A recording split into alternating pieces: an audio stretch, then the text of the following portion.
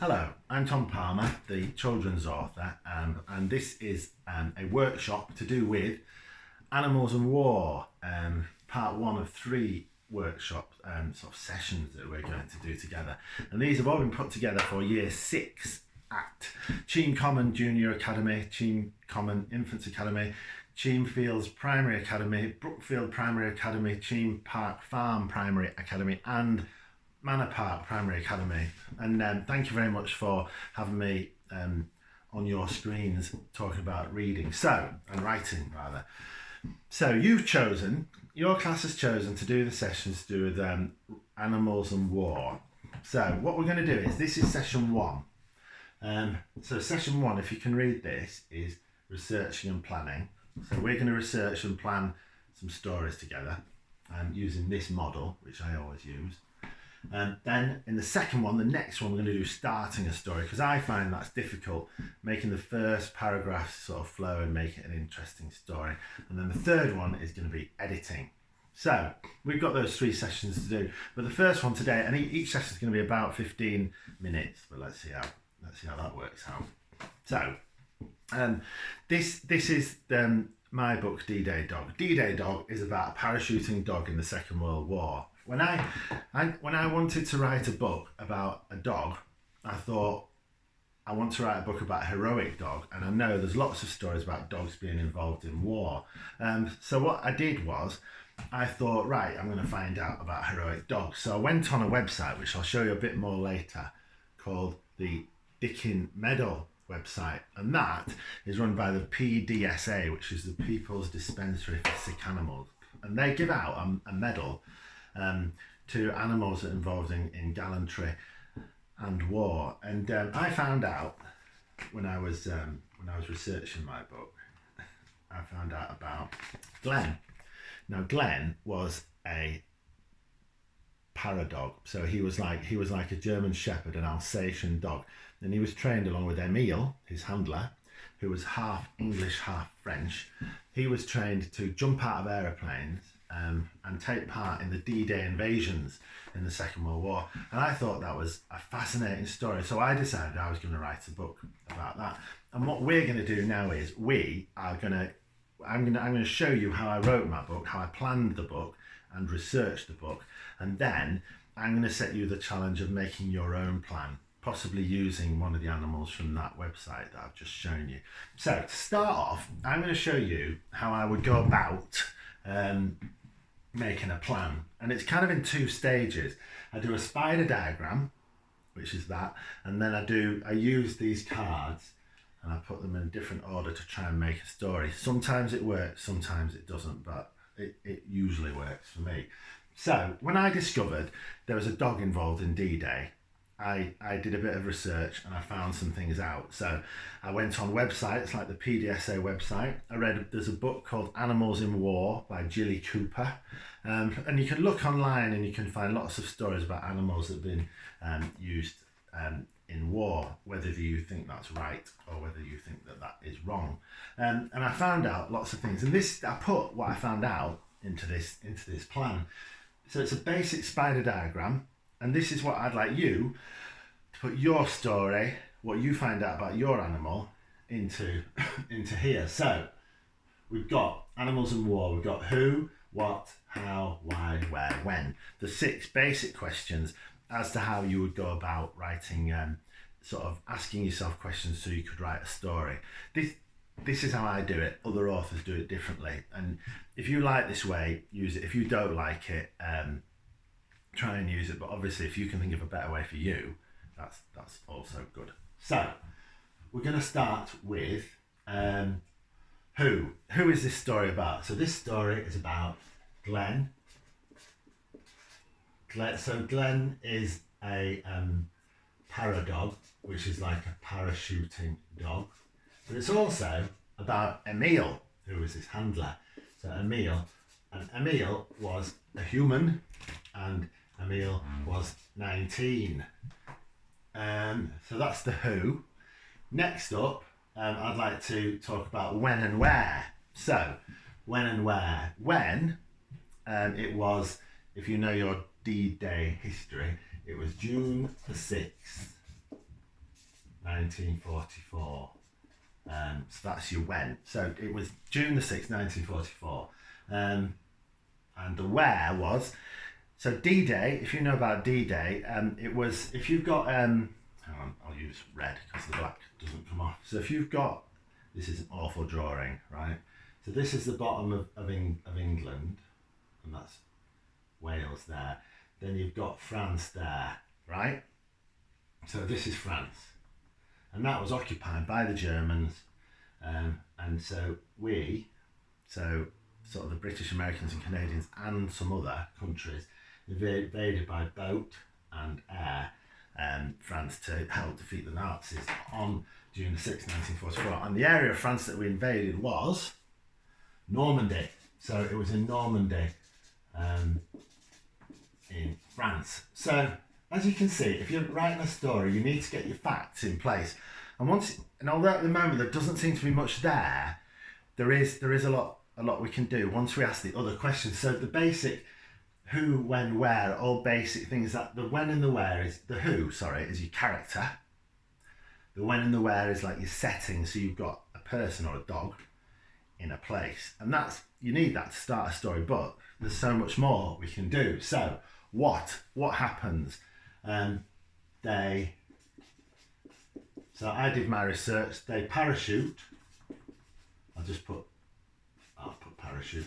They parachute into France, and they parachute early in the morning, so it's dark and scary. Can you imagine that? Can you imagine just parachuting? And that's what you have to do when you're writing. You have to imagine you're the character in the story. So for me, I had to imagine I was a soldier or even a dog parachuting into this strange place in the dark where I didn't know what was going on. How? So how did it? Sometimes these questions don't quite fit. So how did things pan out? So how did events pan out? Well, they landed. So Glenn panicked. So we'll put that. Glenn panics. They land, and then there's kind of a tragic ending. So that's how things panned out. So there, I've got my how and the why. I suppose why. Have a think about it. Why did we and the Americans and the Canadians and other countries want to invade German occupied France to defeat the Nazis? What did the Nazis do that was horrible, unspeakable? And why did we feel like we had to stop that? I suppose I've just answered my own question. To defeat the Nazis. And it's a strong word, but if ever it could be pointed at human behaviour. A lot of people would call it evil.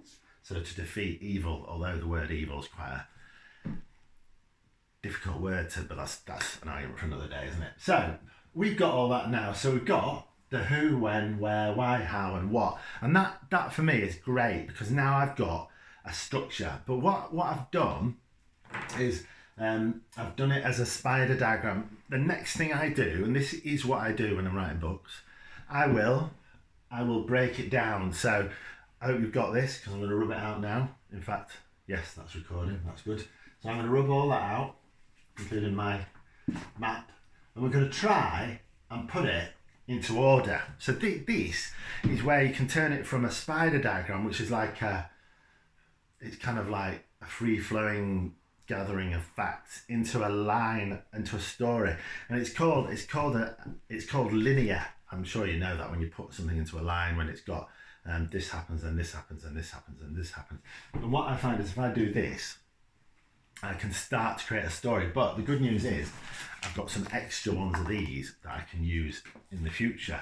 So, but before we do that, before we go back to using that, I thought you now need to think about what story you want to choose. So, I mean, you can write the story of Glenn and Emil if you want. You'll find lots about them on the internet and in books as well. But you could also look on this website. So the address is it's pdsa.org.uk,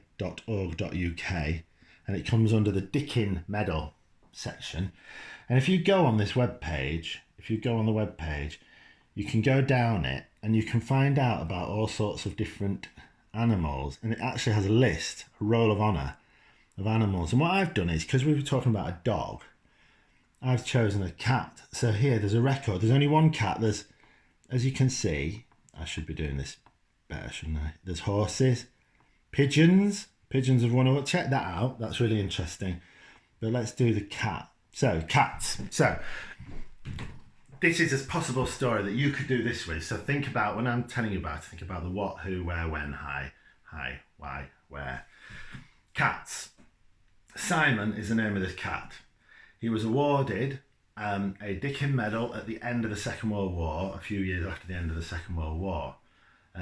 He served on HMS Amethyst, which is a Royal Navy ship, during something that's called the Yangtze Incident. So I don't know what that is, I'll be honest with you, but you can look that up. And if you look up on their website, you'll see how it's spelled.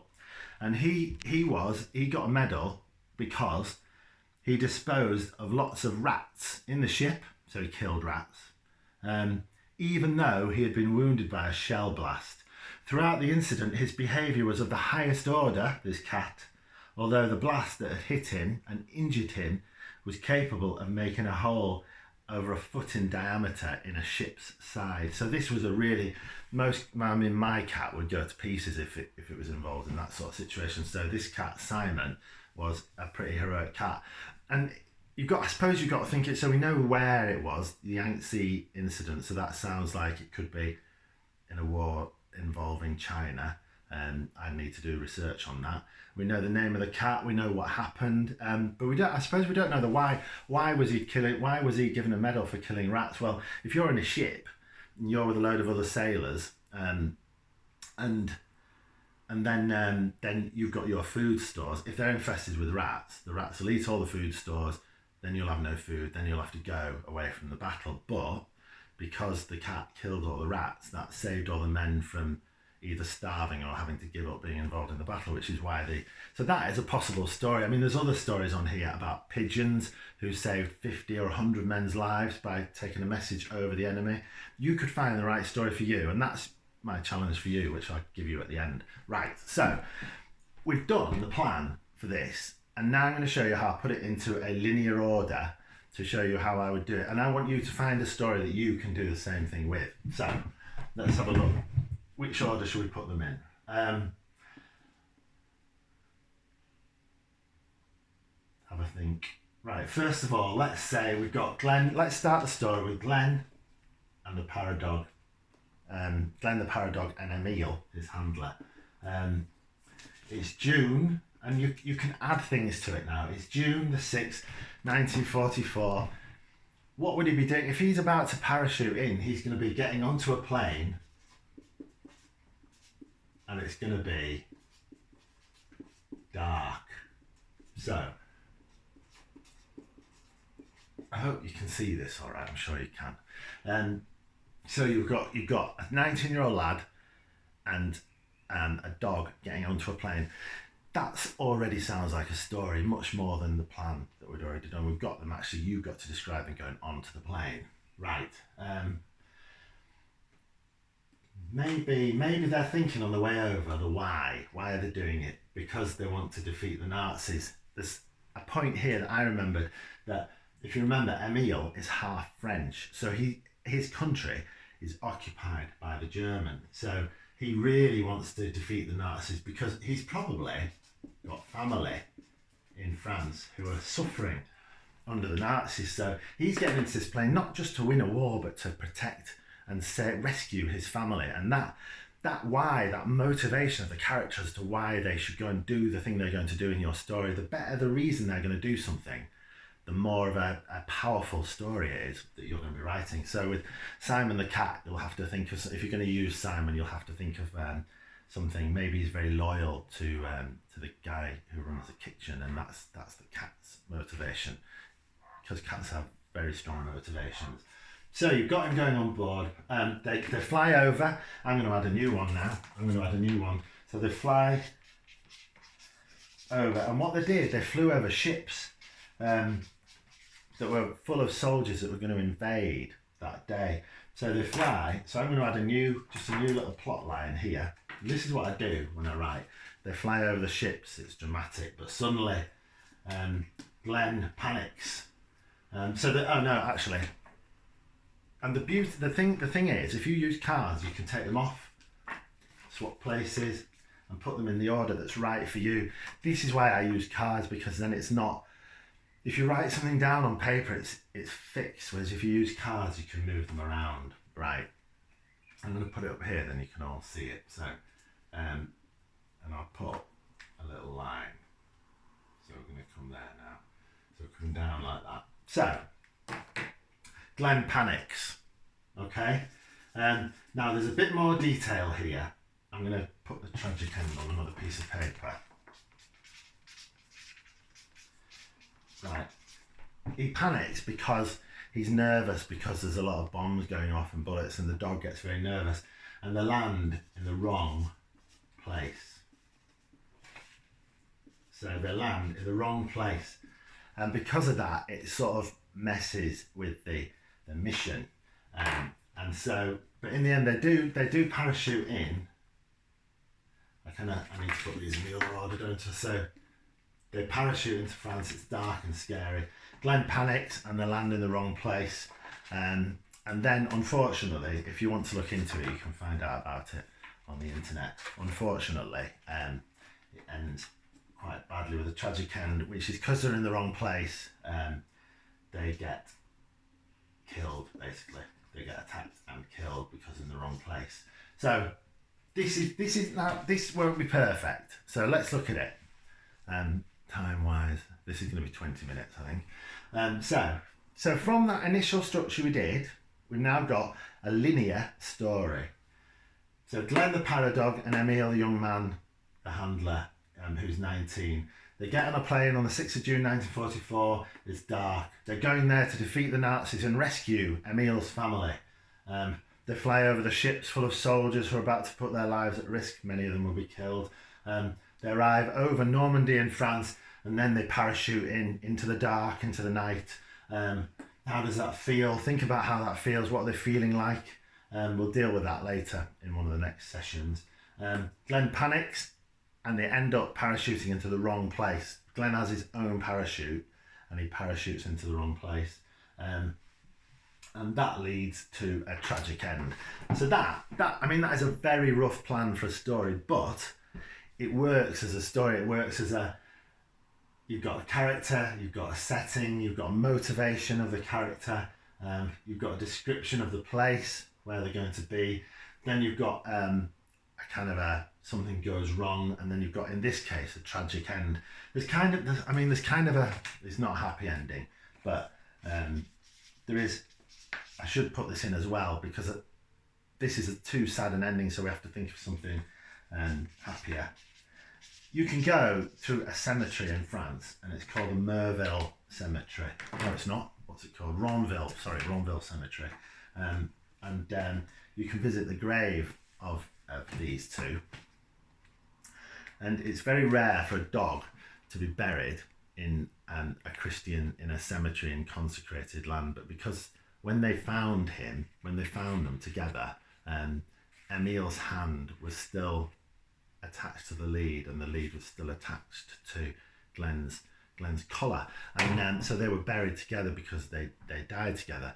And it's really rare, but you can actually visit the grave, and so that's kind of like, although it's horrible, this story, there is sort of a positive ending. I mean, it might not be a happy enough ending for you. Anyway, so that is how I'd write a story. So my challenge to you now is to find a story. You can find it on the Dickin Medal website, Dickin Medal website, or you can look online for Animals in War, or if you found Gilly Cooper's book, which is called Animals in War, you could find out. Or if you went on the Imperial War Museum's website, you would find, and you searched under dog, cat, or any animal that you wanted to feature, you would find in their resources area lots of story about animals involved in war. Find the right one for you, then do the spider diagram, the who, what, why, when, where thing, and then once you've done that, put cards in different orders until you've got what looks like a plan. And we'll use that plan in the next session, because in the next session we're going to be starting the story. So it's hard to start a story. So what we're going to do is we're going to try and start it in a dramatic way to give you the momentum to finish writing your story. You can use this if you want. You can write the story using what we've been talking about, or you can use the methods that I've been showing you to create your own story about a different animal involved in war. But until session 2, good luck, and good luck with your planning, and I'll speak to you soon.